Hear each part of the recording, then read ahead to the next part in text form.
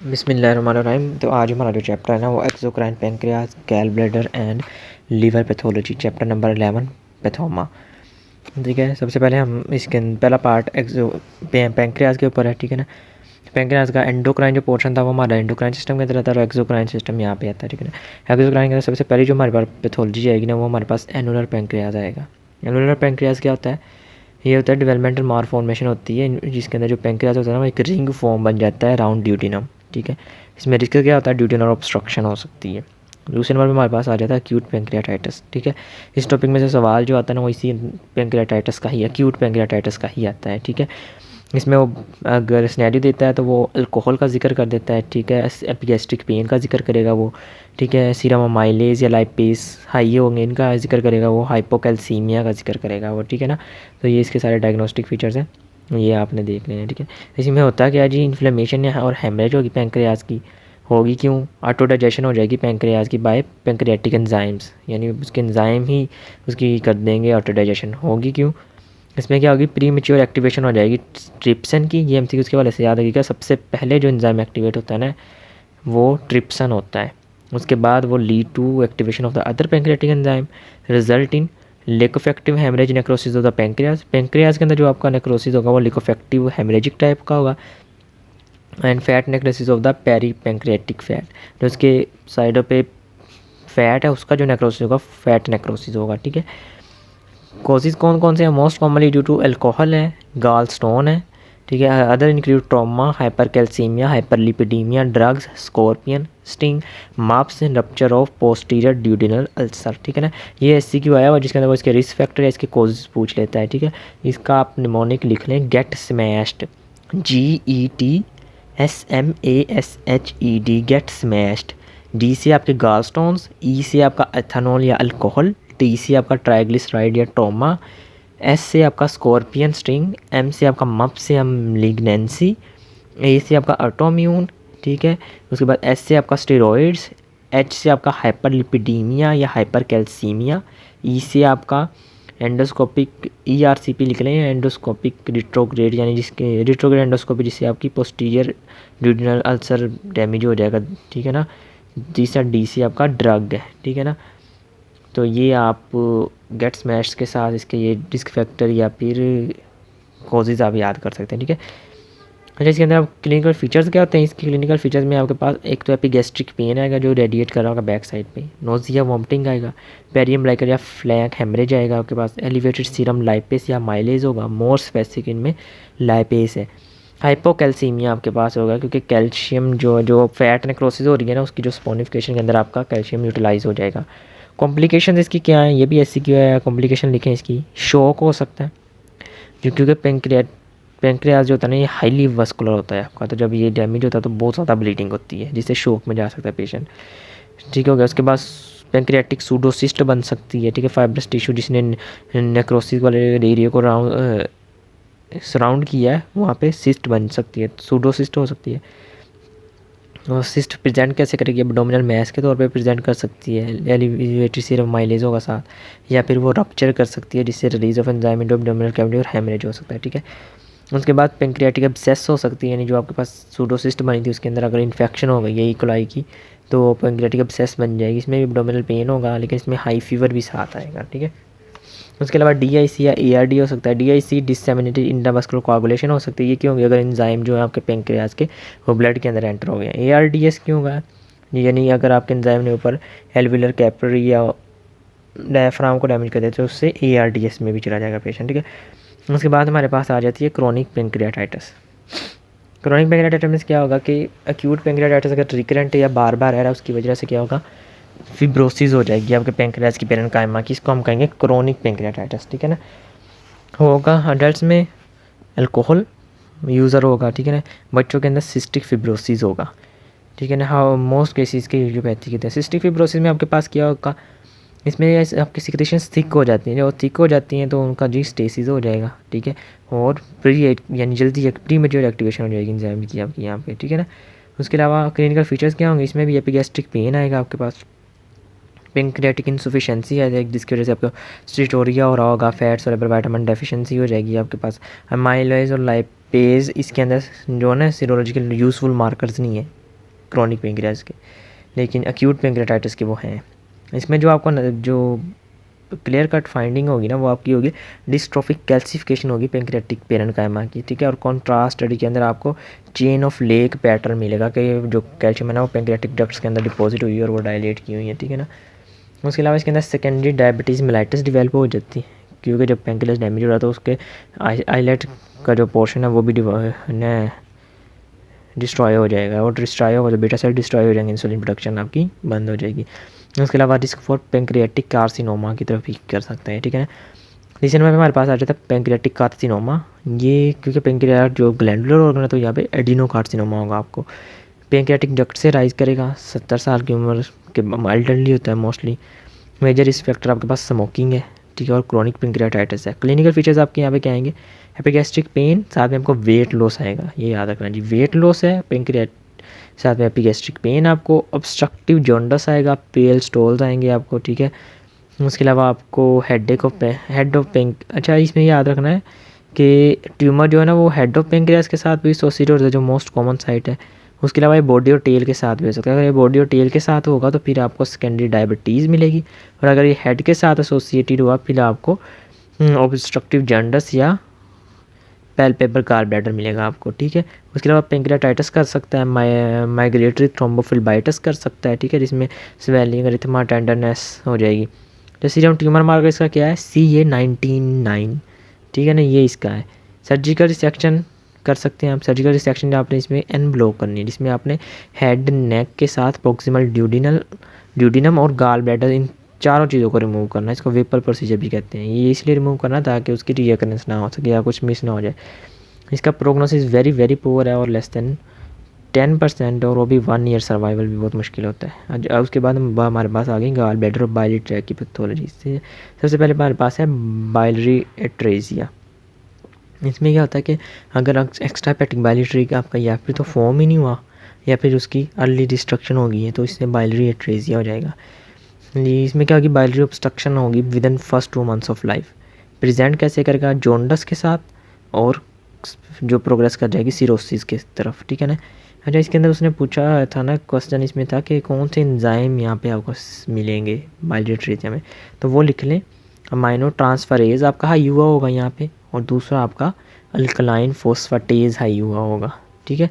और एक सवाल इसका मॉर्फोलॉजी का आया हुआ है, वो मैं एंड पे आपको करवा दूँगा, ठीक है। उसके बाद हमारे पास आ जाता है कोलिलिथियासिस, बहुत इंपॉर्टेंट है, ठीक है। 4 से 5 बार सवाल आया हुआ है इसका, ठीक है ना, अक्सर क्वेश्चन आ जाता है इसमें। अच्छा उस सवाल वो क्या पूछता है, कॉम्प्लिकेशन पूछता है, स्टोन्स की टाइप्स पूछता है आपके पास, या फिर वो डिफरेंस पूछता है कि दो जो स्टोन्स या टाइप्स हैं ना उनमें क्या डिफरेंस है, या कौन से 2 डिफरेंट टाइप ऑफ स्टोन्स बनते हैं आपके गाल स्टोन।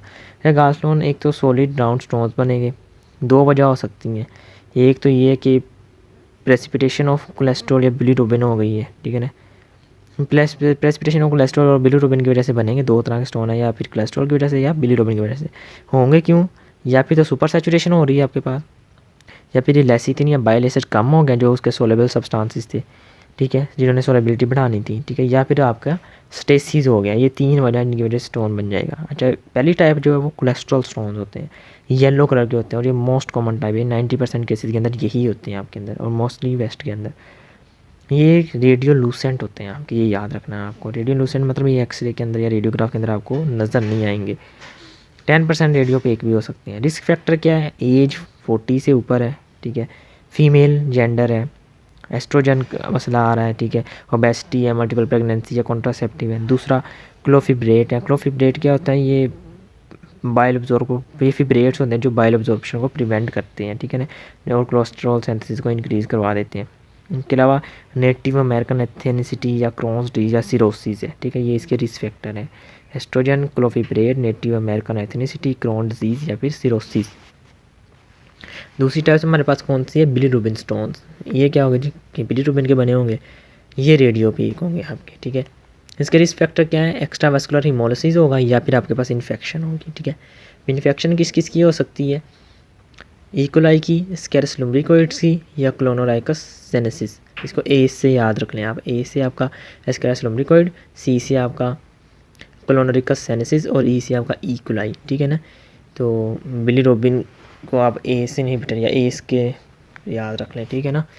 तो इसके अंदर सबसे पहले हमारे पास आ जाएगा स्कैरस लुम्ब्रिकोइड्स, ठीक है। स्कैरस लुम्ब्रिकोइड क्या है जी, राउंड वर्म है, 25% पॉपुलेशन को इन्फेक्ट किया हुआ था इसने, ठीक है ना। ये क्या करता है जी, ये बाइलरी ट्रैक्ट को इन्फेक्ट कर देता है और इंक्रीज रिस्क करता है गाल स्टोन का। दूसरा क्लोनरिकस सेनेसिस, इसको चाइनीज़ लिवर फ्लू भी कहते हैं। ये इंडेमिक के फॉर्म में चाइना, कोरिया और वियतनाम में होती है, ठीक है। इन्फेक्ट करके बाइलरी ट्रैक्ट को, इंक्रीज रिस्क फॉर गाल स्टोन, कोलियंजाइटिस और कोलेंजियोकार्सिनोमा। ये 3 याद रखना है, सिर्फ गाल स्टोन नहीं करती, साथ में स्किन एसोसिएशन किसके साथ है, कोलियंजाइटिस और कोलेंजियोसार्कोमा के साथ इसकी है, ठीक है। उनके बाद हमारे पास आता है ये मोस्टली सिम्टोमेटिक होते हैं गाल स्टोन, लेकिन जब कॉम्प्लिकेशन आएंगी तब फिर सिम्टम्स आएंगे हमारे। तो कॉम्प्लिकेशंस कौन सी, ये SCQ आया हुआ कि कॉम्प्लिकेशन बताएं। कॉम्प्लिकेशन में बाइलरी कोलिक होगा आपके पास, अक्यूट एंड क्रोनिक कोलिसिस्टाइटिस हो सकता है, असेंडिंग कोलेंजाइटिस हो सकता है आपके पास, गाल स्टोन इलियस हो सकता है, या फिर आपके पास गाल ब्लैडर कैंसर हो सकता है, ठीक है। अब हम बारी बारी नीचे डिजीज़ यही है जो कॉम्प्लिकेशन है इसकी, ठीक है। पहले हमारे पास बाइलरी कोलिक है। बाइलरी कोलिक आपके पास वैक्सिंग एंड वेनिंग पेन होता है राइट अपर क्वाड्रेंट के अंदर, ठीक है। होता क्यों है, सिस्टिक डक्ट के अंदर स्टोन लॉज किया हुआ और इधर से गाल ब्लैडर आपका कॉन्ट्रैक्ट कर रहा है, ठीक है। उसकी वजह से पेन हो रहा है ऑब्स्ट्रक्शन की वजह से। सिम्टम्स रिलीव होंगे जैसे स्टोन पास कर जाएगा, ठीक है ना। कॉमन बाइल डक्ट ऑब्स्ट्रक्शन अगर हो गई है तो ये एक्यूट पेंक्रियाटाइटिस और ऑब्स्ट्रक्टिव जॉन्डिस भी कर सकती है। उसके बाद हमारे पास कोलिसिस्टाइटिस था। अक्यूट कोलिसिस्टाइटिस में क्या होगा, सिस्टाइटिस, तो इन्फ्लेमेशन ऑफ गाल ब्लैडर है, ठीक है। अक्यूट है तो acute inflammation of gall bladder होगी, वजह वही है इम्पैक्टेड स्टोन ही, क्योंकि अभी हमने कॉम्प्लिकेशन किसकी पूछी है, गाल स्टोन की। तो जितने आगे हम डिजीज़ पढ़ रहे हैं सब किस जो सबका रिस्क फैक्टर या कॉज क्या मोस्टली होगा, स्टोन ही होगा। तो impacted stone and the cystic duct, उसकी वजह से क्या होगा, सिस्टिक डक्ट की डायलेटेशन हो जाएगी। डायलेटेशन से क्या होगा, वहाँ प्रेशर स्कीमिया हो जाएगा, या बैक्टीरियल ग्रोथ हो गई, या इन्फ्लेमेशन हो गई है। 3 वजह हो गई है, ठीक है ना। तीनों वजह से क्या होगा जी, अपर राइट क्वाड्रेंट पेन आ जाएगा जो रेडिएट कर रहा होगा राइट स्कैपुला की तरफ। फीवर आएगा आपको, WBC काउंट बढ़ जाएगा, nausea, vomiting, serum alkaline phosphatase आपका हाई हो जाएगा। सीरम अल्कलाइन फॉस्फेटेज आपका आएगा जब भी आपके पास डक्ट डैमेज हुई होगी, ठीक है ना। तो रिस्क और फ्रक्चर है अगर अनट्रीटेड, हम इसको छोड़ दें। उसके बाद हमारे पास आ जाता है जी क्रोनिक कोलिसिस्टाइटिस, ठीक है। अच्छा, इसमें से सवाल ये गाल स्टोन का ही आया हुआ था, या फिर क्रोनिक कोलिसिस्टाइटिस की ना एक बार उन्होंने उस मॉर्फोलॉजी पूछी है, ये एंड पे हम कर लेंगे, ठीक है ना। अच्छा, इसमें क्या क्रोनिक इन्फ्लेमेशन हो जाएगी आपको गाल ब्लैडर की, ठीक है। यानी एक्यूट अगर ज़्यादा दिन रहेगी वो क्रोनिक की तरफ चल जाएगी। होगी क्या, वही केमिकल इरिटेशन हो रही है लॉन्ग स्टैंडिंग कोलिथियासिस की वजह से, विद और without super impose boots of cholecystitis, ठीक है। कैरेक्टरिस्टिक्स क्या होंगे, herniation of gall bladder mucosa into muscular वाल, यहाँ पे यानी ये डायग्नोस्टिक पॉइंट जो आपका यह है रोकेटेंस्की एस्कोफ साइनस बन जाएगा, यानी जो म्यूकोजा है ना वो मसल लेयर के अंदर साइनस बना देगा, ठीक है ना, पेनिट्रेट कर जाएगा। प्रेजेंट किसके साथ करेगा, वैग्यू पेन आएगा इसके अंदर, ठीक है, स्पेशली आफ्टर ईटिंग। लेकिन इसके अंदर जो लेट कॉम्प्लिकेशन होती है ना, या जो मेन मसला होता है वो होता है कि पोर्सिलीन गाल ब्लैडर बन जाता है। पोर्सिलीन गाल ब्लैडर कैसे बनता है कि वो श्रंक हो जाता है, हार्ड हो जाता है क्रोनिक इन्फ्लेमेशन की वजह से, क्योंकि उसकी फिब्रोसिस होगी और उसके अंदर डिस्ट्रोफिक कैल्सिफिकेशन हो जाती है, ठीक है ना। और ये इंक्रीज रिस्क फॉर कार्सिनोमा, इसलिए अगर आपको क्रोनिक इन्फ्लेमेशन मिल रही है या फिर आपको पोर्सिलीन गाल ब्लैडर है तो फिर आपने इसका ट्रीटमेंट फौरी कोलिसिस्टेक्टोमी करनी होती है। इससे आपकी असेंडिंग कोलेंजाइटिस है, असेंडिंग से आपको पता लग रहा है कि असेंडिंग है ऊपर की तरफ। और कोलेंजाइटिस क्या है, कोलेंजाइटिस हम उसको कहते हैं जो हमारा बाइल डक्ट्स का प्लेटस है ना, उसको हम कोलेंजाइटिस कहते हैं, ठीक है। और एंजाइटिस आइटिस से इन्फ्लेमेशन, ये इन्फ्लेमेशन अगर बाइल डक्ट से, बाइल डक्ट प्लेटस जो है ना तो उसको हम कोलिएंजाइटिस कहेंगे, ठीक है। और अगर बाइल उसकी गाल ब्लैडर की थी उसको हमने कोलिसिस्टाइटिस कहना, ठीक है ना। तो यहाँ पे हमने क्या किया, बैक्टीरियल इन्फेक्शन तो बाइल डक्ट हो गई है असेंडिंग कोलिएंजाइटिस के अंदर, ठीक है ना। ये ड्यू टू असेंडिंग इन्फेक्शन होगी और एंटेरिक ग्राम नेगेटिव बैक्टीरिया की वजह से होगी आपकी, ठीक है ना। प्रेजेंट कैसे करेंगे, सेप्सिस के तौर पर, जिसमें हाई फीवर, चिल्स होंगे, जॉन्डस, एब्डोमिनल पेन, ठीक है ना। ये 3 चीज़ें होंगी, सेप्सिस, जॉन्डिस और एब्डोमिनल पेन के साथ आएगा। इंक्रीज रिस्क किसके से लिए है, कोलिडोकोलिथियासिस हो सकते हैं आपके पास, ठीक है ना, यानी स्टोन इन बाइलरी डक्ट। उसके बाद हमारे पास गाल स्टोन इलियस आ रहा है। इसमें क्या है, जो आपका गाल स्टोन थे ना गाल ब्लैडर के अंदर, अगर वो आपके इलियम में चले गए हैं ना तो इसको हम कहेंगे, या स्मॉल बाउल के अंदर चले गए और वहाँ पे ऑब्स्ट्रक्शन करते हैं, इसको गाल स्टोन इलियस करेंगे। वो स्टोन कैसे चला गया है, वो स्टोन जाएगा कि इन्फ्लेमेशन बनी हुई थी, इसकी वजह से सिस्टाइटिस हो, कोलिसिस्टाइटिस यानी जो इन्फ्लेमेशन हुई थी ना, उसकी वजह से आपको पता ग्रैनुलर टिश्यू और सारा टिश्यू तो डैमेज हुआ होता है, उसकी वजह से फिस्टुला डेवलप हो जाएगा आपके पास एक गाल ब्लैडर और स्मॉल बाउल के दरमियान, और गाल ब्लैडर स्टोन जो होंगे वहाँ से आपके स्मॉल बाउल में चले जाएंगे ऑब्स्ट्रक्शन का, इसको कहेंगे गाल स्टोन इलियस। उसके बाद गाल ब्लैडर कार्सिनोमा हो सकता है आपको। ये क्या होगा जी, ग्लैंडुलर और एपिथेलियम जिसने गाल ब्लैडर को लाइन किया हुआ मुसलसल इन्फ्लेमेशन या इरिटेशन की वजह से वो रीनोकार्सिनोमा उसका डेवलप हो जाएगा। मेजर रिस्क फैक्टर वही गाल स्टोन आपके, और स्पेशली जब पोर्सिलीन गाल ब्लैडर आपके पास आ जाए। प्रेजेंट कैसे करेगा कोलिसिस्टाइटिस इन एल्डरली वुमेन, और इसका प्रोग्नोसिस बहुत पुअर है, ठीक है। उसके बाद अब हमारे पास आ जाता है जी लीवर। लीवर में सबसे पहले हमारे पास आता है जॉन्डस, ठीक है। जो लीवर में जॉन्डस में आपके पास क्या होगा जी, येलो डिस्कलरेशन आपके पास स्किन की आएगी, ठीक है। अर्लीस्ट साइन जो होता है इसका वो होता है कि आपका स्क्लेरा येलो हो जाता है, इसलिए हमने जॉन्डस को चेक भी करना तो हम सबसे पहले स्क्लेरा चेक करते हैं आँख को ना, पेशेंट को कहते हैं ऊपर की तरफ या नीचे की तरफ देख के, और उसका जो स्क्लेरा कलर होता है ना वो हम चेक करते हैं कि वो येलो तो नहीं हुआ हुआ, ठीक है। ये अर्लीस्ट साइन होता है स्क्लेरा की टेरस, yellow discolouration of the sclera, ठीक है। इसके अंदर क्या होता है जी, सीरम बिलीरुबिन आपका हाई हुआ होगा और वो 2.5 मिलीग्राम पर डेसीलीटर से ज़्यादा हो जाएगा। राइस बिलीरुबिन मेटाबॉलिज्म में कोई डिस्टर्बेंस आ गई है, ठीक है। ये हम वो टेबल में पूरे में पढ़ेंगे कि इसकी कॉजेज़ क्या हो सकते हैं, ठीक है। अच्छा, इसका नॉर्मल जो मैकेनिज़्म वो क्या है कि आरबीसी जो होते हैं ना उनको मैक्रोफेजेस डाइजेस्ट करते हैं रेटिकुलर सिस्टम के तहत, ठीक है। आरबीसी से प्रोटोपोरफायरिन आती है, प्रोटोपोरफायरिन से आपके पास अनकंजुगेटेड बिलीरुबिन बनेगी, अनकंजुगेटेड बिलीरुबिन को एल्ब्यूमिन लेकर जाएगी लीवर के पास, लीवर उसकी ग्लाइकोसाइलेशन कर देगा जिससे वो कंजुगेटेड बिलीरुबिन बन जाएगी, ठीक है। करेगा किसके साथ, यूरिडीन ग्लूक्रोनाइड ट्रांसफरेज से, ठीक है। अब कंजुगेटेड बिलीरुबिन इसलिए करती थी कि अनकंजुगेटेड बिलीरुबिन जो है ना वो आपकी सोलेबल नहीं होती, कंजुगेट होने के बाद वो सोलेबल हो जाएगी। उसके बाद उसको बाइल कैनिकुलाई में ट्रांसफ़र किया जाता है, वहाँ से वो स्टोर हो जाती है गैल ब्लैडर के अंदर। जब भी आपका स्मॉल बाउल डाइजेशन हो कर रहा होता है तो तब बाइल आ जाती है स्मॉल बाउल में गाल ब्लैडर कॉन्ट्रैक्शन के बाद, ठीक है ना। अब स्मॉल बाउल या स्मॉल इंटेस्टाइन के अंदर ये डाइजेशन के अंदर हेल्प करती है, ठीक है। और उसके अलावा ये क्या होती है जी, इसको इंटेस्टाइनल फ्लोरा कन्वर्ट कर देते हैं यूरोबिलिनोजिन के अंदर। यूरोबिलिनोजिन जो है ना वो आपकी अब्जॉर्ब हो जाएगी और यूरोबिलिन की फॉर्म के अंदर वो आपके यूरिन के अंदर आ जाती है। उसके अलावा जो आपकी रह जाती है इंटेस्टाइन के अंदर वो ऑक्सीडाइज्ड होकर स्टर्कोबिलिन बना देती है, और स्टर्कोबिलिन आपके स्टूल्स के अंदर पास होती है और स्टूल को कलर देती है ब्राउन, ठीक है। ये इसका नॉर्मल साइकिल है। अब जॉन्डिस कैसे होगा, ठीक है, उसके 7 कॉजेज़ हो सकते हैं, ठीक है ना।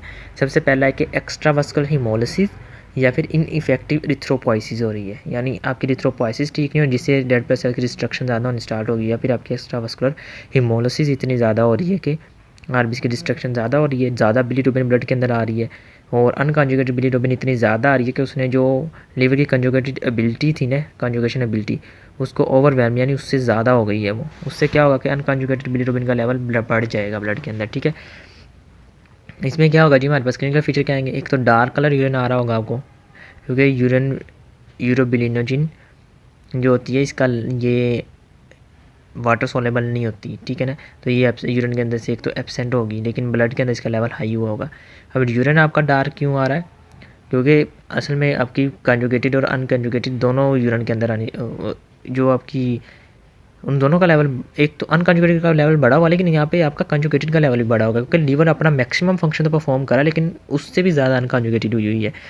तो मेन जो आपको फाइंडिंग मिलेगी वो अनकंजुगेटेड का लेवल बहुत हाई मिलेगा, लेकिन यूरिन के अंदर आपका डार्क यूरिन हो रहा होगा, क्योंकि कंजुगेटेड का लेवल भी यूरिन के अंदर बढ़ा होगा और वो भी आ रही होगी, ठीक है। इसकी वजह से आपका एक डार्क यूरिन आ रहा होगा, साथ में आपका यूरिन यूरोबिलिनोजिन का लेवल भी हाई हुआ होगा आपके पास, ठीक है ना। और यूरिन यूरोबिलिनोजिन का लेवल हाई होने की वजह से भी आपका जो यूरिन है ना वो डार्क हो रहा होगा, ठीक है। उसके अलावा आपका जो अनकंजुगेटेड बिलीरुबिन है ना वो यूरिन के अंदर से आपके एब्सेंट होगी, क्योंकि वो नहीं आ सकती, ठीक है, वो नहीं आ सकती। लेकिन जो आपकी हाई बन रही है ना यूरिन बिलिनोजिन, वो इतनी ज़्यादा आ रही है कि उसकी वजह से यूरिन का कलर आपका डार्क हो जाएगा, ठीक है। उसके अलावा यहाँ पे आपके पिगमेंटेड बाइल स्टोन बनने का जो चांस है वो बढ़ जाएगा, क्योंकि बिलीरुबिन का लेवल बहुत ज़्यादा हाई हुआ हुआ है, ठीक है। दूसरे नंबर पे हमारे पास आ जाता है साइकोलॉजिकल जॉन्डिस। ये बच्चों के अंदर होता है। असल में जो बच्चों के अंदर जो जैसे न्यू बॉर्न होते हैं ना उनके अंदर जो हमें पता है एंजाइम इतनी जल्दी एक्टिवेट नहीं होती, ठीक है ना। तो उसकी में जो ये यूजीटी होता है ना हमारे पास, यूरिडिनाइल ग्लूक्रोनाइड ट्रांसफर, इसकी एक्टिविटी अभी स्लो होती है, ठीक है। इसकी स्लो होगी तो क्या होगा कि कंजुगेशन प्रॉपर नहीं हो रही होगी, तो यूरिन यानी अनकंजुगेटेड बिलीरुबिन का लेवल इसके अंदर बड़ा होगा, ठीक है ना। तो जब बच्चा पैदा होता है मोस्टली उनके अंदर हल्का सा जॉन्डिस प्रेजेंट होता है, ठीक है। इसमें क्या होता है जी, जो अनकंजुगेटेड बिलीरुबिन है ना, फैट सोलेबल है, वो इसका जो फीचर आ सकता है कर्निक टेरस या न्यूरोलॉजिकल सिम्टम आ सकते हैं, क्योंकि जो अनकंजुगेटेड बिलीरुबिन है ना वो फैट सोलेबल है और उसने जाके ना बेसल गैंग्लिया के अंदर डिपॉजिट हो सकती है, जिसकी वजह से कर्निक टेरस हो सकता है, ठीक है। ट्रीटमेंट यहाँ पे फोटोथेरेपी होती है। फोटोथेरेपी अनकंजुगेटेड बिलीरुबिन को कन्वर्ट कर देती है वाटर सोलेबल फॉर्म में और वो यूरिन के अंदर पास होना स्टार्ट हो जाएगी। अनकंजुगेटेड खतरनाक इसलिए कि वो यूरिन के अंदर आ ही नहीं सकती, जैसे उसका लेवल बढ़ा होगा वो जाकर डिपॉजिट होना स्टार्ट हो जाएगी आपके पास, ठीक है ना। अच्छा, दूसरी बात हमारे पास तीसरे नंबर पे आ जाता है गिलबर्ट सिंड्रोम। गिलबर्ट सिंड्रोम में आपके पास क्या होता है कि यहाँ पे जो यूजीटी है ना उसकी एक्टिविटी कम होती है। ये ऑटोसोमल रिसेसिव डिजीज़ है, इसमें यूजीटी माइल्डली लो होता है बॉडी के अंदर, ठीक है।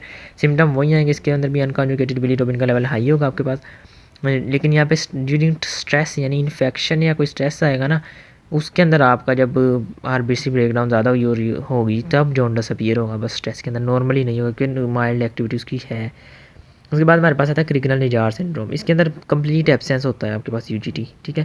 तो इसके अंदर भी अनकंजुगेटेड बिलीरुबिन का लेवल हाई होगा और कर्निक टेरस हो सकता है और ये फैटल है क्योंकि एंजाइम बिल्कुल ही नहीं है आपके पास, तो आपकी बिलीरुबिन बिल्कुल भी कंजुगेट नहीं हो रही और सारी अनकंजुगेटेड डेडी और वो डिपॉजिट होना स्टार्ट हो जाएगी और ये काफ़ी ज़्यादा फैटल हो सकती है कंडीशन। फिर हमारे पास आता है ड्यूबिन जॉनसन सिंड्रोम। ड्यूबिन जॉनसन सिंड्रोम में क्या होता है कि जो आपका कैनिकुलर ट्रांसपोर्टर है ना, ट्रांसपोर्ट प्रोटीन है आपका बिलीरुबिन का, वो डेफिशिएंट होता है। ये भी ऑटोसोमल रिसेसिव है। अब इसमें क्या है कि ग्लूकोसाइलेशन तो हो यानी कंजुगेशन तो हो गई, लेकिन कंजुगेशन के बाद जो उसको ट्रांसपोर्ट करना था ना उसके अंदर गाल ब्लैडर के अंदर, वो ट्रांसपोर्ट नहीं हो पा रही। उसमें क्या होगा, जो कंजुगेटिव जो बिलीरुबिन है वो ब्लड के अंदर एंटर होना शुरू हो जाएगी। फिर जब वो वहाँ पे एंटर होगी उसकी वजह से क्या होगा, तो कंजुगेटेड बिलीरुबिन का लेवल आपके पास बढ़ा होगा, ठीक है ना। यहाँ पे आपका लीवर का कलर डार्क हो जाएगा due to deposition of conjugated bilirubin, ठीक है। और ये रोटर सिंड्रोम से मिलता जुलता होता है, लेकिन रोटर सिंड्रोम के अंदर आपके लीवर का कलर ब्लैक नहीं होता, ठीक है। छठे नंबर पर हमारे पास आ जाता है जी बाइली ट्रैक्ट ऑब्स्ट्रक्शन। अब ये कि आपकी लीवर का सारा फंक्शन ठीक है, लेकिन बाइली ट्रैक ऑब्स्ट्रक्ट हो गया है, ठीक है ना, गैस्ट्रोन या किसी और वजह से। इसमें गैस्ट्रोन हो सकता है, पेंक्रियाटिक कार्सिनोमा हो सकता है, कोलिएंजियो कार्सिनोमा हो सकता है, पैरासाइट या लीवर फ्लूक हो गई है, ठीक है ना। पोस्ट रेनल जो बाइली डक्ट की कोई ऑब्स्ट्रक्शन हुई है, ठीक है ना, ऑब्स्ट्रक्टिव जॉन्डिस आएगा यहाँ पे आपके पास। इसमें क्या होगा, आपके पास कंजुगेशन तो हो रही है ना, तो कंजुगेटेड बिलीरुबिन का लेवल हाई हुआ होगा आपके पास। यूरिनो बिलिनोजिन का लेवल लो होगा क्योंकि रिलीज ही नहीं हो रही, वो पहुँच ही नहीं पा रही स्मॉल इंटेस्टाइन में, तो यूरोबिलिन का लेवल लो होगा और अल्कलाइन फॉस्फेट बढ़ जाएगा क्योंकि आपके यहाँ पे डक डैमेज आ रही होगी अब, ठीक है ना। तो डार्क यूरिन आ रहा होगा, बिलीरुबिन यूरिया, जो कंजुगेटेड बिलीरुबिन है वो आपकी यूरिन के अंदर आना, या जो आम बिलीरुबिन है वो यूरिन के अंदर आना शुरू हो जाएगी, जिससे डार्क हो जाएगा वो। पेल स्टूल आपको मिलेंगे, प्यूराइटस मिलेगा आपको, प्लाज्मा बाइल एसिड हाई हो जाएंगे आपको, हाइपर कोलेस्ट्रोलीमिया विद ज़ैंथोमास मिलेगा आपको, ठीक है। और साथ में आपको स्ट्रिटोरिया मिलेगा, malabsorption of fat soluble vitamins, ठीक है। उसके बाद हमारे पास आ जाते हैं वायरल हेपेटाइटिस। इसमें क्या होगा, इन्फ्लेमेशन हो जाएगी जिससे डिस्ट्रप्शन हो जाएगी हेपेटोसाइट की भी और बाइल डक्ट्स की भी, ठीक है। इसमें क्या होगा, बहुत कंजुगेटेड और अनकंजुगेटेड दोनों का लेवल हाई हुआ होगा। कंजुगेटेड ये होगा कि लिवर डैमेज हो रहा है, तो कंजुगेटेड जो था डक्ट डैमेज हो गई वो रिलीज होना शुरू हो जाएगा ब्लड के अंदर। अनकंजुगेटेड का लेवल क्यों होगा, क्योंकि लीवर का फंक्शन भी कम हुआ, क्योंकि लीवर डैमेज हुआ है, सही है, लेकिन कुछ पोर्शन ठीक है, इसलिए कंजुगेशन भी हो रही होगी, इसलिए कंजुगेशन दोनों का लेवल हाई हुआ होगा। डार्क यूरिन होगा क्योंकि यूरिन बिलीरुबिन का लेवल हाई हुआ है, ठीक है। यूरिनोबिलिनोजिन जो होगी ना वो नॉर्मल या कम हुई होगी आपके पास, ठीक है। ये हमारे पास कॉजेज़ ऑफ जॉन्डिस थे, ठीक है। क्वेश्चन इसका ये कॉजेज़ ऑफ जॉन्डिस का भी एग्जैक्ट पूछा हुआ उसने, ठीक है। बाइलियरी ट्रैक्ट ऑब्स्ट्रक्शन के अंदर उसने लैब्स पूछी हुई हैं, ये आपकी हैं जी CB कंजुगेटेड हाई है, यूरिन में यूरिनोबिलिनोजिन आपके पास लो होगी, अल्कलाइन फॉस्फेटेज आपके पास बड़ा होगा, ठीक है। उसके अलावा आपके पास जैसे उसने क्वेश्चन पूछा था कि एक बंदा है जॉन्डिस हो गया, तो आप उसकी कौन सी लैब्स करेंगे जिससे आप कंफर्म करें कि जॉन्डिस है कि नहीं। उसमें आपने जनरल जो लैब्स करनी होती हैं, आपने टोटल बिलीरुबिन लेवल देख लेना है, कंजुगेटेड बिलीरुबिन लेवल देख लेना है, अनकंजुगेटेड बिलीरुबिन लेवल देखना होता है, जिसको हम डायरेक्ट या इनडायरेक्ट दोनों कहते हैं, ठीक है। टोटल डायरेक्ट और इनडायरेक्ट यानी टोटल बिलीरुबिन कंजुगेटेड और अनकंजुगेटेड तीनों का लेवल हम देख लेते हैं। तीसरे इसके साथ एडिशनली हम यूरिबिलिनोजिन का लेवल भी देख लेते हैं, ठीक है। ये 4 टेस्ट आपने करवाने हैं उस बंदे के, ठीक है। अच्छा, उसके बाद एक यहाँ पे ना सवाल आता है, बहुत ज़्यादा आया हुआ है, कोई 4-5 बार, जिसके अंदर वो पूछता है कि लीवर के बारे में पूछ लेता है, ठीक है ना। वो कहता है कि लीवर की हेपेटोसाइट इंटेग्रिटी का कौन से टेस्ट करेंगे आप चेक करने के लिए, उसका एक्सक्रीटरी फंक्शन चेक करने के लिए आप कौन से टेस्ट करेंगे या LFTs करेंगे, आप उसका हेपेटोसाइट फंक्शन चेक करने के लिए कौन से टेस्ट करेंगे, ठीक है। तो ये लिख लें।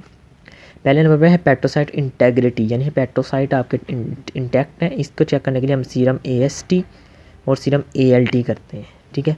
दूसरा फिर है एक्सक्रीटरी फंक्शन टेस्ट, यानी उसका एक्सक्रीटरी फंक्शन चेक करने के लिए हम 3 टेस्ट करते हैं, जिसके अंदर हम सीरम बिलीरुबिन करते हैं, सीरम एल्कलाइन फॉस्फेट करेंगे, और तीसरा हम सीरम GGT यानी गैमा ग्लोबुलिन ट्रांसफरेज करेंगे हम, ठीक है।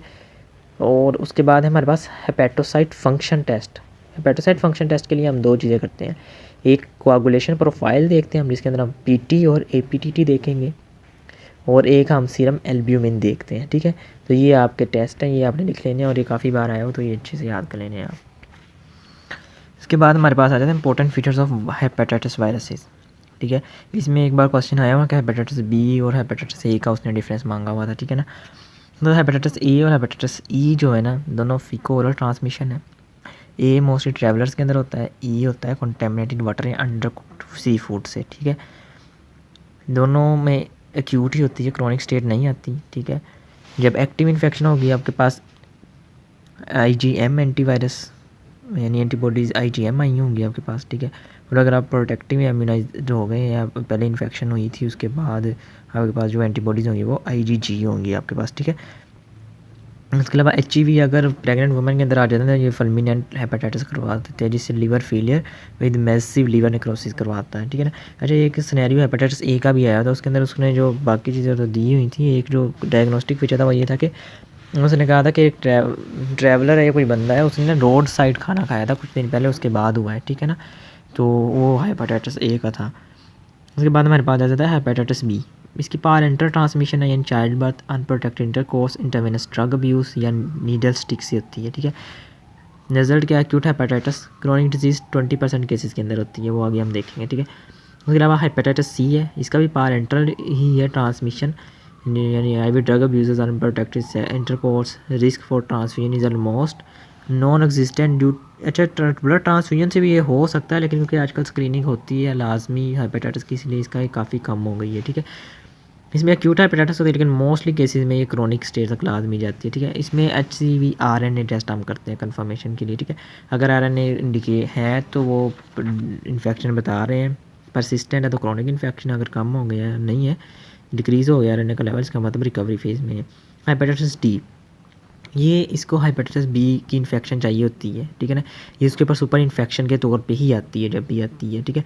लेकिन ये दोनों इन्फेक्शन इन्फेक्शन के तौर पे भी आ सकती है, लेकिन जो सुपर इन्फेक्शन वो ज़्यादा डेंजरस है, ठीक है। अच्छा, उसके बाद उसने एक सवाल यहाँ पे पूछा हुआ था कि हेपेटाइटिस A का जो सिनेरियो है तो उसके अंदर उसने पूछा था कि हेपेटोसाइट इंजरी अगर हो गई है तो कौन से आपके पास एंजाइम आपको हाई मिलेगा, ठीक है ना। तो उसमें हमारे पास या उसने कहा था कि रेज ट्रांस अमाइनेज है आपके पास, ठीक है ना। तो उसकी वजह से कौन सी इंजरी है, किस वजह से आपके पास ट्रांस अमाइनेज रेज हुआ है, ठीक है ना। तो उसका आंसर था कि हेपेटोसाइट इंजरी हुई है, उसकी वजह से आपका ट्रांस अमाइनेज हाई हो गया, ठीक है। दूसरा उसने कहा हुआ था कि यूरिन के अंदर आपके यूरोबिलिनोजिन और बिलीरुबिन क्यों हाई हो गए हैं, उसका था कि लीवर डिजीज़ हो गई है इसलिए ये हाई हो गए हैं, ठीक है ना, या लीवर सेल डैमेज होना स्टार्ट हुए हैं। एक भी उसने पूछा हुआ था कि प्लाज्मा के अंदर कौन सी बिलीरुबिन हो गई हेपेटाइटिस A के अंदर। तो हम अभी ऊपर देखें कि वायरल हेपेटाइटिस के अंदर आपके पास दोनों हाई होती हैं, कॉन्जुगेटेड भी और अनकॉन्जुगेटेड बिलीरुबिन भी हाई होगी, ठीक है। उसके बाद ये सीरोलॉजिकल मार्कर, ये 3 से 4 बार सवाल आया हुआ है, ठीक है ना, जिसके अंदर वो पूछता है कि सीरोलॉजिकल मार्कर्स बता दें, ठीक है ना। तो इसके अंदर एक्यूट फेज़ में बता दें या क्रॉनिक फेज़ में बता दें या रेजोल्यूशन तक बता दें, ठीक है। इसकी ग्राफिकल रिप्रेजेंटेशन भी पूछता है, ठीक है। उसके लिए मैं आपको ना एक लिंक भी इस वीडियो के नीचे शेयर कर दे जाएगा, वहाँ से आपने वो एक छोटी सी वीडियो वो देख लेनी है, वो आपको ग्राफ का आइडिया हो जाएगा कि ग्राफ कैसे ड्रॉ करना है, ठीक है ना। बाकी ये मैं आपको यहाँ से पढ़ा देता हूँ, इसमें है कि एक्यूट पहले है, एक्यूट के अंदर। अच्छा, ये ऊपर पहले ना ये चीज़ें समझ लें। एक आपके पास होता है surface antigen, HB hepatitis B, SAG जो वो सरफेस एंटीजन है। दूसरा कॉलम आपके पास है वो हेपेटाइटिस B का इन्वेलप एंटीजन है, या फिर आपके पास HBV DNA है, ठीक है। ये तीसरे कॉलम आपके पास, ठीक है, उसके अंदर आपके पास हेपेटाइटिस B CAB यानी हेपेटाइटिस कोर के खिलाफ एंटीबॉडीज, यानी कोर वायरस के खिलाफ एंटीबॉडीज है इसके अंदर, ठीक है। और जो एंड पे है उसमें हेपेटाइटिस सरफेस एंटीजन जो था आपके पास उसके खिलाफ एंटीबॉडीज है आपके पास, ठीक है। तो एक्यूट फेज़ के अंदर, यानी आपके एक्यूट फेज़ के अंदर सबसे पहले सरफेस एंटीजन आपके पास आया होगा, तो सरफेस एंटीजन आपका पॉजिटिव आएगा। उसके अलावा इन्वेलप भी आपके पास पॉजिटिव आ सकता है, इन्वेलप या DNA वायरस भी पॉजिटिव आएगा, ठीक है। और एक्यूट फेज़ के अंदर जो प्राइमरी रिस्पॉन्स आता है उसके अंदर आपको पता है IgM आती है, तो इसके अंदर आपकी IgM पॉजिटिव होगी, बाकी नेगेटिव होगी, ठीक है। जो विंडो फेज़ आएगी, ठीक है ना, एक्यूट और रेजोल्यूशन के दरमियान में, उसके अंदर आपके पास सारी नेगेटिव होगी, सिर्फ आपके पास IgM होगी, ठीक है ना, यानी प्राइमरी एंटीबॉडीज़ आपके पास चल रही हैं। रेजोल्यूशन जैसे ही स्टार्ट होगी तो आपके पास IgG आ जाएगी, सेकेंडरी रिस्पॉन्स आ जाएगा, ठीक है ना, और साथ में आपके IgG प्रोटेक्टिव भी आ जाएंगी ये सरफेस एंटीजन के ख़िलाफ़ भी, ठीक है ना। उसके बाद आपके पास आ जाएगी क्रॉनिक फेज़। क्रॉनिक फेज़ के अंदर आप क्या, यानी आपका सरफेस एंटीजन भी परसिस्ट कर रहा है, ठीक है ना, ग्रेटर दैन 6 मंथ वो परसिस्ट कर रहा है, ठीक है। एनवेलप और बी वायरस भी हो भी सकता, नहीं भी हो सकता, लेकिन अगर है तो इन्फेक्टिविटी को इंडिकेट करता है, ठीक है। उसके बाद कोर के खिलाफ आपके पास IgG भी है, ठीक है, लेकिन IgG आपके पास IgG सरफेस एंटीजन के खिलाफ आपके पास नहीं है एंटीबॉडीज़, ठीक है, तो यानी प्रोटेक्टिव नहीं है बंदा, बल्कि क्रॉनिक स्टेज चल रही है उसकी। और अगर इम्यूनाइजेशन हो तो फिर आपके पास सिर्फ सरफेस एंटीजन के खिलाफ IgG होती है, इसको हम प्रोटेक्टिव कहते हैं, ठीक है। तो ये आपके सीरोलॉजिकल मार्कर्स हो गए। अच्छा, यहाँ पे जो सवाल उसने पूछा होना है, एक उसने पूछा है कि हेपेटाइटिस B के वो कौन से 5 फैक्टर हैं जिसकी वजह से सिरोसिस की तरफ लेके जाती है, ठीक है, तो वो लिख लें। नंबर 1 पे यहाँ पे सेल डेथ और निक्रोसिस हो रही होगी। नंबर 2 पे रीजनरेशन हो रही होती है, ठीक है। नंबर 3 पे poor regulation of hepatocytes replication with increase cell turnover होता है। इन्फ्लेमेशन हो रही होती है, और एंड पे फिब्रोसिस और सिरोसिस हो रहा होता है पर। ये 5 फैक्टर हैं जिनकी वजह से आपका सिरोसिस होता है यहाँ पे, ठीक है। सिरोसिस की तरफ प्रोसीड करती है आपकी हेपेटाइटिस B वायरल डिजीज़, ठीक है। उसके बाद हमारे पास आ जाता है वायरल हेपेटाइटिस, ठीक है ना। वायरल हेपेटाइटिस क्या होगा, आपकी इन्फ्लेमेशन नहीं हुई है लिवर पेरेन्काइमा की, लेकिन किस वजह से हुई, वायरस की वजह से हुई है, जिसमें हेपेटाइटिस B या C हो सकता है। इसके अलावा भी वायरस हो सकते हैं, वो कौन से हो सकते हैं आपके पास, एप्स्टीन बार वायरस भी हो सकता है, या फिर आपके पास साइटोमेगालो वायरस की वजह से भी हो सकती है। एक्यूट भी हो सकती है, क्रॉनिक भी हो सकती है, ठीक है। एक्यूट में आपको जॉन्डिस मिलेगा, डार्क यूरिन मिलेगा, आपको फीवर मिल जाएगा, मलाइस, नाउजिया, एलिवेटेड लिवर एंजाइमिया भी यहाँ पे याद रखना आपने। ALT आपका हाई हुआ होगा AST से, ठीक है। उसके अलावा inflammation involve lobules of liver, portal track, और यहाँ पे पोप्टोसिस ऑफ हेपेटोसाइट होगी, ठीक है ना। सम केसेस जो होते हैं सिम्टम एसिम्टोमेटिक होते हैं, लेकिन लिवर एंजाइम यहाँ पे आपको हाई मिलेंगे, और इसमें आपने ये याद रखना है 6 मंथ से कम होगी इन्फेक्शन, ठीक है। अगर आपकी 6 मंथ से ज़्यादा होगी इन्फेक्शन और पोर्टल ट्रैक भी आपका इन्वॉल्व होना शुरू हो गया, ठीक है, फिर आपकी क्रॉनिक हो जाएगी, और इसमें आपका सिरोसिस भी प्रोग्रेस करेगी अप टू सिरोसिस, ठीक है। अच्छा, यहाँ पे उसने एक और सवाल पूछा था, उसने कहा था कि इसकी ना नहीं वो सिरोसिस, इसका उसने ना मॉर्फोलॉजी का एक सवाल पूछा है कि माइल्ड केस में आपकी मॉर्फोलॉजी किस तरह की आ रही होगी और सवेयर में क्या आएगी, ठीक है ना। ये आप मॉर्फोलॉजी में जब हम करेंगे तब कर लेंगे। उसके अलावा इसका काजेज़ पूछे हुए उसने, ठीक है ना। कोजेज़ कौन से हैं, वही है जी, हेपेटाइटिस B हो सकता है, C हो सकता है, ठीक है, या फिर एप्स्टीन बार या साइटोमेगालो वायरस की वजह से भी हो सकती है। एक उसने इसका नॉर्मल कोर्स ऑफ डिजीज़ पूछा हुआ है, ठीक है ना। तो नॉर्मल कोर्स ऑफ डिजीज़ क्या होगा जी, वही बैक्टीरियल वायरल इन्फेक्शन हुई है, उसने उनसे इन्फ्लेमेशन हुई है, उसने लिवर पेरेन्काइमा को डैमेज किया है, ठीक है, और उसकी वजह से आपको सिम्टम्स आने शुरू हो गया, पोप्टोसिस हेपेटोसाइट की हो गई है, ठीक है। और अगर वो ज़्यादा सीवियर हो गई है, पोर्टल ट्रैक को इन्वॉल्व कर लिया, फिर वो क्रॉनिक स्टेज में चली गई। ये कोर्स ऑफ डिजीज़ आपका, ठीक है। उसके अलावा अगला सवाल है सिरोसिस। सिरोसिस का सवाल काफ़ी बार आया हुआ पास पेपर के अंदर, ठीक है ना। एक उसने इसकी क्लासिफिकेशन पूछी है, इसने क्लासीफाई कर लें। क्लासीफाई इसका 2 तरह से होता है, वो लिख लें। एक हम इसको मॉर्फोलॉजी की बेस पे कर सकते हैं, जिसमें माइक्रोनोड्यूलर, मैक्रोनोड्यूलर या मिक्स्ड हो सकता है। और दूसरा हम क्लिनिकल बेस पे कर सकते हैं कि कंपनसेटेड सिरोसिस है या डीकम्पनसेटेड सिरोसिस है, ठीक है। उसके बाद वो इसके 4 कॉजेज़ पूछता है, ठीक है ना। यहाँ पे कॉजेज़ लिखे नहीं हुए, कॉजेज़ ना अगले सफ़े पे जब हम हेपेटोसेलुलर कैंसर पे जाएंगे ना, वहाँ पे इसके उसने 6-7 कॉजेज़ लिखे हुए हैं, वहाँ से आपने कोई से 4 कर लेने हैं, ठीक है ना। वैसे पास पेपर में जो 4 लिखे हुए हैं वो भी देख लें, उसमें वायरल हेपेटाइटिस लिखा हुआ है, अल्कोहलिक लिवर डिजीज़ लिखा हुआ है, नॉन अल्कोहलिक लिवर डिजीज़ लिखा हुआ है और मेटाबॉलिक डिजीज़ लिखा हुआ है। लेकिन जो आगे आपके हेपेटिका सेलुलर कार्सिनोमा में लिखे हुए हैं वो ज़्यादा अच्छे हैं, उनमें से आप कर लीजिएगा, ठीक है। अब सिरोसिस की मॉर्फोलॉजी भी पूछी, यही हम एंड पे करेंगे, ठीक है। अच्छा, ये एंड स्टेज लिवर डैमेज होता है जिसमें नॉर्मल हेपेटिक पेरेन्काइमा की डिसरप्शन, और वो रिप्लेस किसके साथ हो जाएगा, आपका फिब्रोसिस के साथ रिप्लेस हो जाएगा, ठीक है। और यहाँ पे फिब्रोसिस और रीजनरेशन दोनों इकट्ठी चल रही होंगी, क्योंकि क्रॉनिक स्टेज की आगे वाली स्टेज है ना। इसमें फाइब्रोसिस किसकी वजह से हो रही होगी, ट्रांसफॉर्मिंग ग्रोथ फैक्टर बीटा की वजह से होगी, और ये कहाँ पे लाई करेगा, ये बीनीथ ये स्टीलेट सेल होते हैं एंडोथेलियम के नीचे, वहाँ से ये रिलीज़ हो रहा होता है, ठीक है। क्लिनिकल फीचर्स, ये सवाल आया हुआ है, ठीक है ना। पहले पोर्टल हाइपरटेंशन की वजह से आएंगे। पोर्टल हाइपरटेंशन की वजह से आपको क्या आएगा, एसाइटीज़ मिलेगी आपको, ठीक है। इसके सिनेरियो के अंदर भी अगर वो डायग्नोसिस भेजे तो एसाइटीज़ लाजमी देता है वो। उसके अलावा कंजस्टिव स्प्लीनोमेगाली मिलेगी आपको, पोर्टल सिस्टमिक शंट्स आपके इनलार्ज कर जाएंगे, एसोफेजियल वेरिसेस डेवलप हो जाएगा, हेमरॉइड्स हो जाएंगे, कैपिट मेडुसा आ जाएगा। उसके बाद है पेटोरेनल सिंड्रोम आपके पास आ जाएगा, ठीक है। उसके बाद डिक्रीज डिटॉक्सिफिकेशन है, लीवर का फंक्शन भी कॉम्प्रोमाइज़ हुआ है। उसमें क्या मेंटल चेंजेस आ जाएंगे, स्ट्रेक्सिस आ जाएगा, कोमा आ जाएगा मेटाबॉलिक, ठीक है। उसके अलावा आपके पास gynaecomastia, spider angiomata, palmar erythema due to hypersplenism और जॉन्डिस, ठीक है। ये डिटॉक्सिफिकेशन के आ रहे होंगे। उसके बाद आपके पास प्रोटीन सिंथेसिस भी इसमें डिक्रीज हो जाएगी क्योंकि लिवर का कॉम्प्रोमाइज़ हुआ है ना। उसके अंदर आपके पास क्या होगा, उसके अंदर आपके पास हाइपो एल्ब्यूमिनीमिया होगा विद एडीमा। उसके बाद कोआगुलोपैथी हो जाएगी, जिसमें decrease synthesis of clotting factor हो जाएगी आपकी, और इसकी वजह से आपका प्रोथ्रोम्बिन टाइम इफेक्ट होगा, ठीक है। ये आपका सिरोसिस हो गया। उसके बाद हमारे पास आ जाता है जी अल्कोहल रिलेटेड लिवर डिजीज़, ठीक है ना। इसको अल्कोहलिक फैटी लिवर भी आप कह लें, ठीक है ना। इसमें क्या होता है जी, डैमेज टू हेपेटिक पेरेन्काइम, हेपेटिक पेरेन्काइम का डैमेज होगा, किस वजह से, अल्कोहल की वजह से होगा।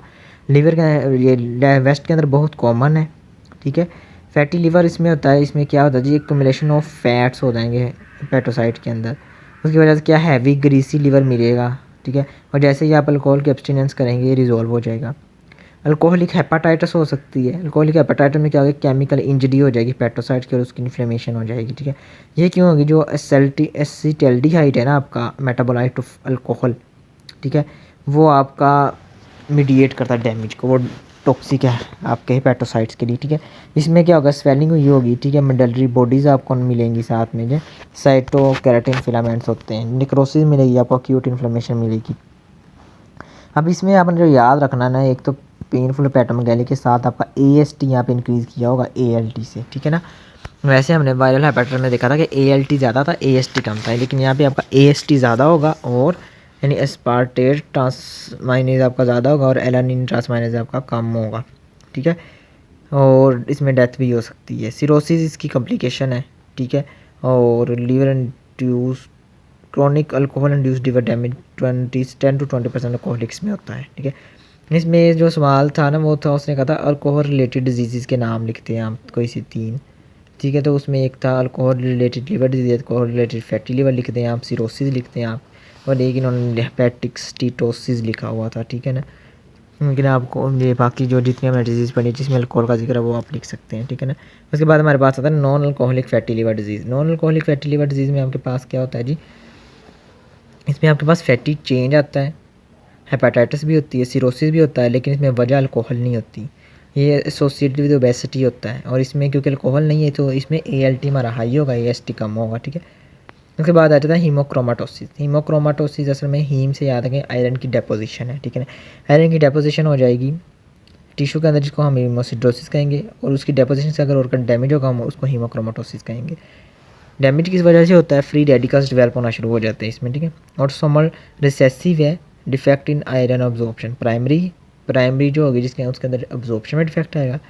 और जो क्रोनिक डिफ्यूजन की वजह से हो रही हो, यानी क्रोनिक ट्रांसफ्यूजन हो रहा है कि यानी किसी पेशेंट को थैलेसीमिया है, इस तरह कोई मसला है जिसके उसे मुसलसल ब्लड ट्रांसफ्यूजन देना पड़ रहा है, तो उसके अंदर भी हेमोक्रोमाटोसिस डेवलप हो जाएगी, लेकिन वो सेकेंडरी होगी हमारे पास, ठीक है। प्राइमरी में म्यूटेशन किसके अंदर होगी, HFE जीन के अंदर होगी, ठीक है। C282Y यानी सिस्टीन रिप्लेस हो जाएगी 282 पोजीशन पे टायरोसिन के साथ। लेट अडल्टहुड में प्रेजेंट करती है ट्राइएड, इसका होता है सिरोसिस, सेकेंडरी डायबिटीज़ और ब्रॉन्ज स्किन। ब्रॉन्ज स्किन क्यों हुई है, क्योंकि आयरन डिपॉजिट हो रहा है, ठीक है ना। उसके अलावा डायलिटेड कार्डियोमायोपैथी, कार्डिक अरिथमियास और गोनेडल डिसफंक्शन होगा आपके पास, ठीक है। लैब्स आपको क्या मिलेंगी, इसका दूसरा नाम ब्रॉन्ज डायबिटीज़ भी होता है, ठीक है, जो इसके अंदर डायबिटीज़ होती है। जो आपकी लैब्स होंगी उसके अंदर आपका ये होगा कि फेराटिन हाई हुआ होगा, आपका टोटल आयरन बाइंडिंग कैपेसिटी लो होगी, सीरम आयरन आपका हाई होगा और सैचुरेशन हाई होगा, नहीं सब कुछ हाई होगी, सिर्फ टोटल आयरन बाइंडिंग कैपेसिटी आपकी कम हुई होगी, ठीक है। उसके अलावा आपको बायोप्सी के अंदर ब्राउन पिगमेंट मिलेगा हेपेटोसाइट के अंदर, ठीक है। लेकिन ये बायल पिगमेंट जो ब्राउन पिगमेंट है इसको अपने डिफ्रेंशिएट करना है लिपोफस्किन के अंदर, तो इसके लिए हम पर्सियन ब्लू स्टेन यूज़ करते हैं, ठीक है। उसके अंदर आयरन ब्लू होता है उसके अंदर, ठीक है। तो उसके अलावा ये है जी, जो लिपोफस्किन है ये नॉर्मली होता है प्रेजेंट, ठीक है ना, फिजियोलॉजिकली। और उसके बाद increase risk of hepatocellular carcinoma है, ठीक है।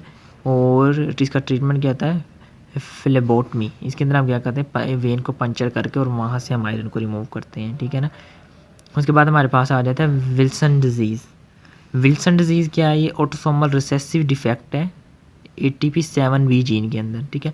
इसमें क्या होता है कि विल्सन डिजीज़ में आपने पहले भी पढ़ा हो, ये कॉपर से रिलेटेड डिजीज़ होती है, ठीक है। इसमें क्या होगा जी, जो ATP mediated hepatocyte copper transport है ना आपकी, वो डिफेक्टिव हो जाएगी। उससे क्या होगा, जो कॉपर ट्रांसपोर्ट होना था बाइल में और बाइल से वो जाना था सेरिलोप्लाज्मिन के अंदर, वो स्टॉप हो जाएगा। जब वो स्टॉप हो जाएगा तो कॉपर आपका हेपेटोसाइट के अंदर बिल्ट होना शुरू हो जाएगा, वहाँ से वो सीरम में लीक कर जाएगा, टिश्यूज़ के अंदर डिपॉजिट होना शुरू हो जाएगा, ठीक है ना। उसके अलावा इससे copper mediated hydroxyl free radicals जो प्रोड्यूस होंगे वो टिश्यू डैमेज करेंगे। प्रेजेंट कैसे करेगा? सिरोसिस होगा, न्यूरोलॉजिकल मैनिफेस्टेशन होंगी क्योंकि ये डिपॉजिट हो रहा होगा, chorea, dementia, behaviour changes, parkinsonism symptoms आ सकते हैं क्योंकि जब ये बेजल गैंग्लिया में जाके डिपॉजिट हो जाएगा। और कैसे फ्लैशर रिंग आएगा जब ये कॉर्निया के अंदर जाके डिपॉजिट हो जाए। कॉर्निया के अंदर आप एक ब्राउन सा रिंग देखेंगे, ठीक है ना। उसके बाद increase risk for hepatocellular carcinoma, hepatocellular carcinoma का रिस्क बढ़ाता है, ठीक है। उसके अलावा इसका ट्रीटमेंट क्या है? हम पेनिसिलिनामाइन एंड चिलेटर ऑफ कॉपर लगा देते हैं यहाँ पे हम, ठीक है। उसके बाद हमारे पास आता है primary biliary cirrhosis. Primary biliary cirrhosis क्या है? यानी सिरोसिस वही आपका इन्फ्लेमेशन ही है या फिर डैमेज है यहाँ पे, यानी जो हमारा बाइल डक्ट या इंट्राहेपेटिक बाइल डक्ट है ना, उनकी डिस्ट्रक्शन हो जाएगी और ये ऑटोइम्यून ग्रेनुलोमेटस डिस्ट्रक्शन होती है, ठीक है। राइज करती है विमेन के अंदर 40 साल से ज़्यादा उम्र हो, ठीक है। ऑटोइम्यून है वो हमने देख लिया, ऑटोइम्यून डिजीज से रिलेटेड होगी। अच्छा, इसकी एटियोलॉजी अननोन है लेकिन इसके अंदर आपको एंटी माइटोकॉन्ड्रियल एंटीबॉडीज़ आपको मिलती हैं, ठीक है ना। और ये ऑब्स्ट्रक्टिव जॉन्डिस के साथ प्रेजेंट करती है और सिरोसिस इसकी लेट कॉम्प्लिकेशन है। दूसरा हमारे पास आ जाता है प्राइमरी स्क्लेरोसिंग कोलियंजाइटिस, ठीक है। इसमें क्या है? इसमें इन्फ्लेमेशन एंड फिब्रोसिस हो जाएगी इंट्राहेपेटिक और एक्स्ट्राहेपेटिक डक्ट की। ऊपर वाले में हमारे पास डैमेज हो रहा था, यहाँ पे हमारे पास इन्फ्लेमेशन और फिब्रोसिस हो गया, इसलिए इसको हम प्राइमरी स्क्लेरोसिंग कहेंगे, ठीक है ना।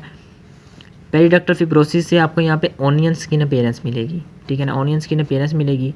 उसके अलावा आपको अनइन्वॉल्व रीजन आर डायलेटेड मिलेंगे, जिसकी वजह से जो इन्वॉल्व होंगे वो आपके ऑनियन अपीयरेंस दे रहे होंगे, ठीक है। फिब्रोसिस हुई होगी वो कंस्ट्रिक्ट कर जाएंगे, जो अनइन्वॉल्व होंगे वो आपके डायलेट कर जाएंगे, जिससे आपको एक बीडिड अपीयरेंस मिलेगी, जिस तरह तस्बीह के दाने डायलेट है, कंस्ट्रिक्टेड, डायलेट है, कंस्ट्रिक्टेड, ठीक है। उसके बाद टियोलॉजी इसकी अननोन है लेकिन ये एसोसिएटेड हो सकती है अल्सरेटिव कोलाइटिस के साथ। PN का इसके अंदर पॉजिटिव मिलती है आपको। ऑब्स्ट्रक्टिव जॉन्डिस के साथ प्रेजेंट करती है। सिरोसिस इसकी लेट कॉम्प्लिकेशन है और इसके अंदर कोलेंजियोकार्सिनोमा का रिस्क इंक्रीज़ किया होता है, ठीक है ना। तो अच्छा, ये इसका एक SCQ एक बार बस आया तो उसने कहा था कि प्राइमरी बाइलरी सिरोसिस या प्राइमरी स्क्लेरोसिंग कोलियंजाइटिस में हम डिफ्रेंशिएट करते हैं, ठीक है ना। तो इन दोनों का डिफरेंस के अंदर आपने लिख देना है कि एक जी आपकी डिस्ट्रक्शन है, एक के अंदर आपकी फिब्रोसिस हो रही है, एक, ठीक है। एटियोलॉजी दोनों की अननोन है लेकिन एक एंटी माइटोकॉन्ड्रियल एंटीबॉडी के साथ एसोसिएटेड है और एक आपकी PN का के साथ एसोसिएटेड और अल्सरेटिव कोलाइटिस के साथ। एक दोनों ऑब्स्ट्रक्टिव जॉन्डिस के साथ प्रेजेंट करेंगी, दोनों की लेट कॉम्प्लिकेशन सिरोसिस है, ठीक है। उसके बाद हमारे पास आ जाता है जी ये राइस सिंड्रोम। राइस सिंड्रोम आपने पढ़ा भी हुआ है, ये एस्पिरिन से रिलेटेड आपका होता है, ठीक है ना। अच्छा, इसमें क्या होता है? फल्मिनेंट लिवर फेलियर होता है आपका, एक्यूट लिवर फेलियर होता है और साथ में इंसेफेलोपैथी होती है चिल्ड्रन के अंदर। क्यों होती है?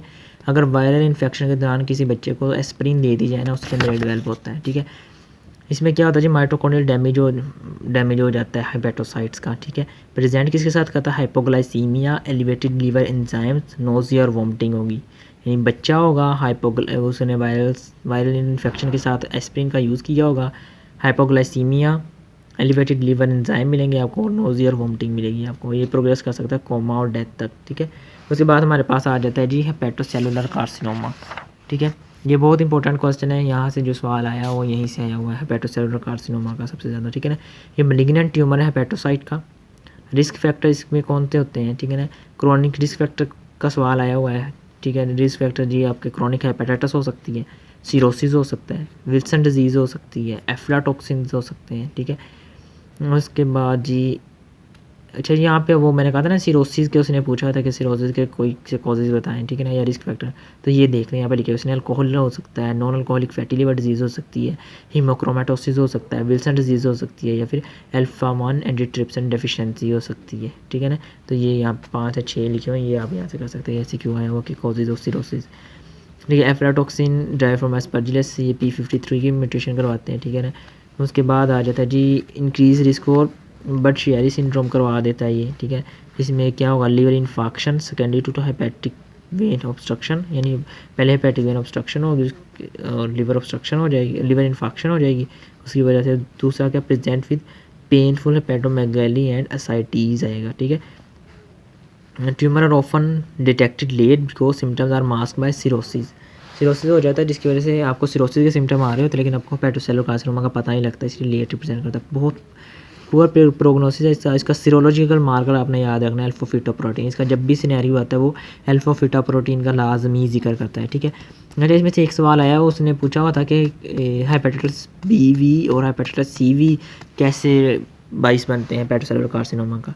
इसमें यह है कि जब आपको वायरल इन्फेक्शन होगी तो इन्फ्लेमेशन और रीजनरेशन इकट्ठी चल रही होती है, तो inflammation and regeneration lead to the mutation. ये नंबर 2 पे आपके पास एक्वायर्ड म्यूटेशन हो सकती है ऑन्कोजीन के अंदर, ठीक है ना, वायरल इन्फेक्शन की वजह से।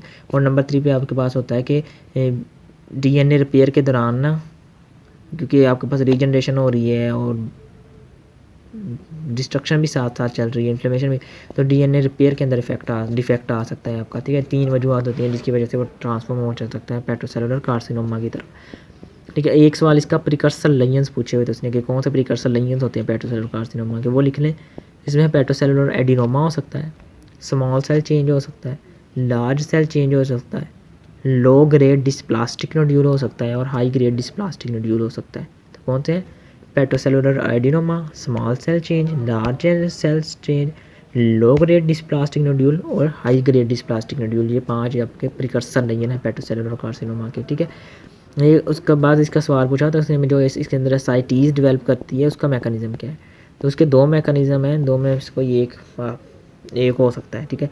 2 वजूहत एक की बताई जाती है कि जब हेपेटोसाइट डैमेज हो रहा है तो हेपेटोसाइट डैमेज होने की वजह से वहाँ से फ्लूइड लीक कर जाएगा interstitium into the hepatic interstitium से लीक कर जाएगा पेरिटोनियल कैविटी के अंदर। दूसरा मैकेनिज्म ये होता है कि पोर्टल हाइपरटेंशन हो रही है जिसकी वजह से साइनोसाइडल हाइपरटेंशन डेवलप होगी, ठीक है। दूसरा हमारे पास हाइपो एल्ब्यूमिनीमिया भी हुआ है, ठीक है। तो एल्ब्यूमिन का लेवल कम हुआ है, हाइपरटेंशन डेवलप हुई है, जिससे क्या होगा जी, फ्लूइड लीकेज इंक्रीज़ कर जाएगी और फ्लूइड लीक कर जाएगा किसके अंदर, हमारे पास पेरिटोनियल कैविटी के अंदर। तो ये 2 वजूहत हैं एसाइटीज़ की, ठीक है। तीसरा इसका आपने याद रखना है कि अल्फा फीटा प्रोटीन इसके अंदर हाई होगा, ठीक है। उसके बाद आ जाता है metastasis to liver. Metastasis to liver ये है कि मोर कॉमन देन प्राइमरी, यानी को दूसरे जितने कैंसर हैं वो लीवर के अंदर कोई मेटास्टाइज कर जाएंगे, इसको कहेंगे मेटास्टेसिस टू लीवर। वो कहते हैं मोर कॉमन है ये, यानी जो प्राइमरी असल लीवर का कैंसर है ना वो कम है, लेकिन जो उसको मेटास्टाइज करते हैं दूसरे कैंसर वो ज़्यादा है, ठीक है ना। तो मोस्ट कॉमन सोर्स है इसमें कौन कौन से हैं, colon cancer, pancreatic cancer, lung cancer और ब्रेस्ट कार्सिनोमा, ये मोस्ट कॉमन है जो मेटास्टाइज करते हैं लीवर तक, ठीक है। इसमें क्या होता है, मल्टीपल नोड्यूल्स बन जाते हैं लीवर के अंदर, हेपेटोमेगाली हो सकती है और nodular free edge of the liver, hepatomegaly with nodular free edge of the liver, ठीक है ना। तो ये इसके होंगे। तो इस तरह ये चैप्टर हमारा कंक्लूड होता है, ठीक है ना। और इसकी जो मॉर्फोलॉजीज़ हैं वो मैं आपको अब करवा देता हूँ। अच्छा, इसमें मॉर्फोलॉजी में सबसे पहले हमारे पास आ जाती है जी जो काफ़ी ज़्यादा, यानी जो 2 से 3 बार आई हुई वो सिरोसिस की आई हुई है, ठीक है। सिरोसिस के अंदर आपके पास क्या मिलेगा जी, आपको occur diffusely throughout the liver, ये comprised of regenerating parenchymal nodule surrounded by fibrous band, यानी रीजनरेटेड पेरेन्काइमल नोड्यूल नजर आएंगे आपको, सराउंडेड बाय फाइब्रस बैंड होंगे, ठीक है। उसके अलावा ductular reaction increase with the disease progression, ठीक है। Fibrous septa in the form of delicate band linking portal track with one another, ठीक है। फाइब्रस सेप्टा मिलेंगे आपको। और regeneration of parenchymal nodule in circle by fibrosis, ठीक है। एक आपको regenerative parenchyma surrounded by fibrotic band था, ठीक हो गया। दूसरे नंबर पे आपको डक्टुलर रिएक्शन मिलेगा, तीसरे नंबर पे आपको फाइब्रस सेप्टा मिलेंगे, ठीक है। और डिफ्यूज सिरोसिस जो डिफ्यूज़ होगा थ्रू आउट द लीवर, ठीक है ना, ये इसकी है। उसके बाद हमारे पास वायरल हेपेटाइटिस की, माइल्ड और क्रोनिक दोनों की पूछी थी। माइल्ड या एक्यूट फॉर्म के अंदर आपके पास क्या आएगी, इसमें आपके पास ग्रोसली जो आएगा वो होगा liver appears normally and slightly mottled.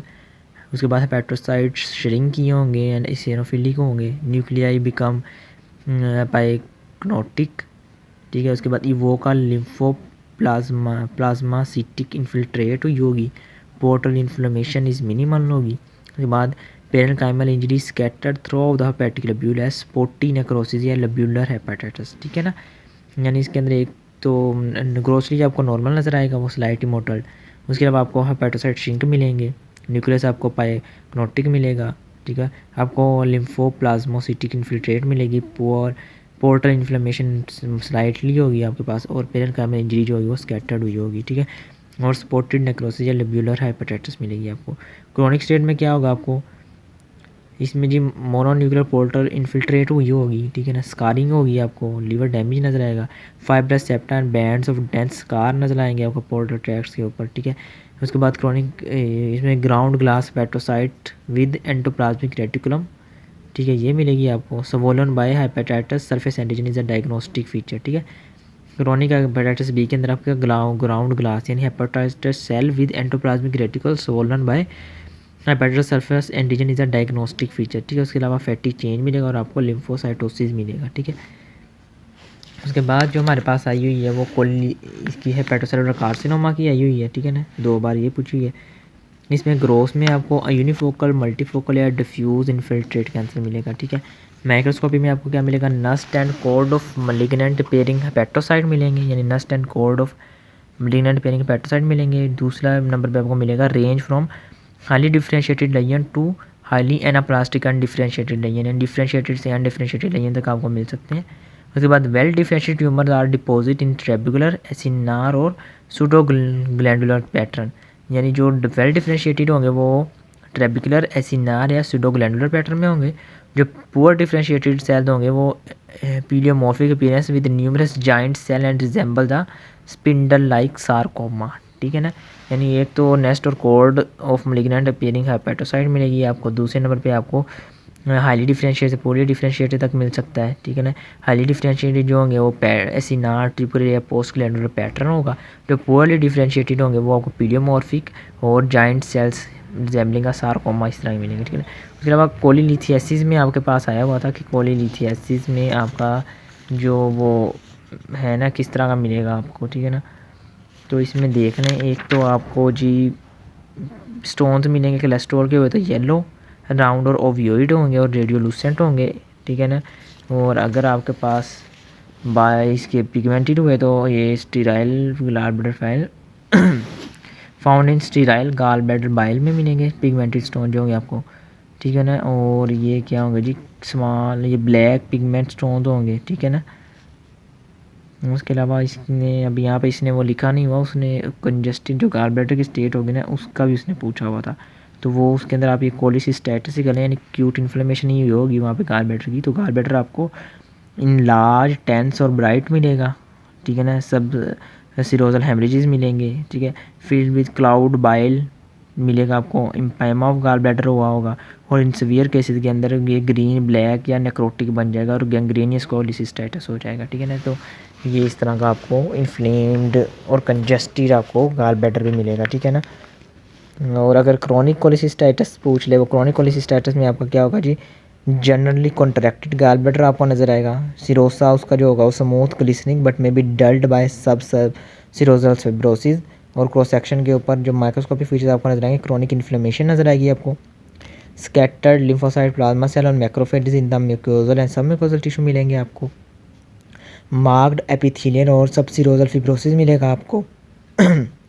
और एक मैंने आपको उस टाइम भी बताया था कि आउट पाउच म्यूकोजल एपिथेलियम आपका फिस्टुला बना देगा, जिसको रैकेट एंस्के एशकोफ साइनस हमने कहा था, ठीक है ना, साइनस बना देगा एक।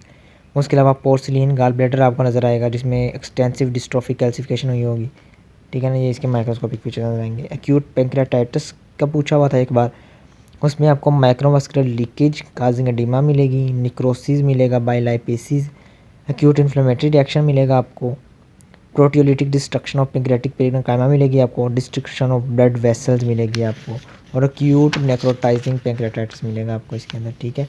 तो ये मेन मॉर्फोलॉजीज आपकी कवर हो जाती हैं।